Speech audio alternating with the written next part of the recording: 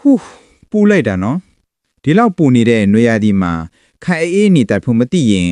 အသက်အန္တရာယ်တောင်ရှိနိုင်တယ်ဆိုတာသိပြီလား ဒီအပူဒဏ်ကိုခံနိုင်ဖို့နံပါတ်1အချက်ကရေမြတ်တောက်ပါရေစာမတောက်တာမျိုးမဟုတ်ဘဲခဏခဏတောက်ဖေးပါဒါမှခန္ဓာကိုယ်မှာရေတက်မခန့်ချောင်းပါနံပါတ်2အချက်မနေ့10နာရီကနေညနေ4နာရီကြာအပြင်ထွက်ဖို့လိုလာရင်ထီးဒါမှမဟုတ်ဥထုတ်ဆောင်သွားဖို့မမေ့ပါနဲ့ဖြစ်နိုင်ရင်နေတာမျက်မှန်မှာတတ်ပါနံပါတ်3အဝတ်စားရွေးချယ်မှုပါခြိထားလိုမျိုးပေါ့ပေါ့ပပားနဲ့ချွေးဆုပ်တဲ့အင်ဂျီတွေကိုပဲရွေးဝတ်ပါအမြင့်ရောင်တွေထားအယောင်ဖြောတာလေးတွေကပိုအေးစေပါတယ်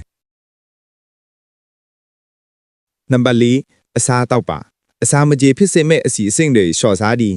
လက်ဆက်တဲ့တစ်သီးတွေနဲ့ဟင်းသီးဟင်းရွက်တွေကိုပိုစားပေးမှာ နောက်ဆုံးအရေးကြီးဆုံးအချက်ကအပူရှက်တာ heat stroke ဖြစ်ပြီးလို့ခံစားရရင်ချက်ချင်းအီးမြတဲ့နေရာမှာနားပြီးဆရာဝန်နဲ့ပြဖို့မမေ့နဲ့အောင်နော်အားလုံးပဲနွေရာသီမှာကျန်းမာကြပါစေ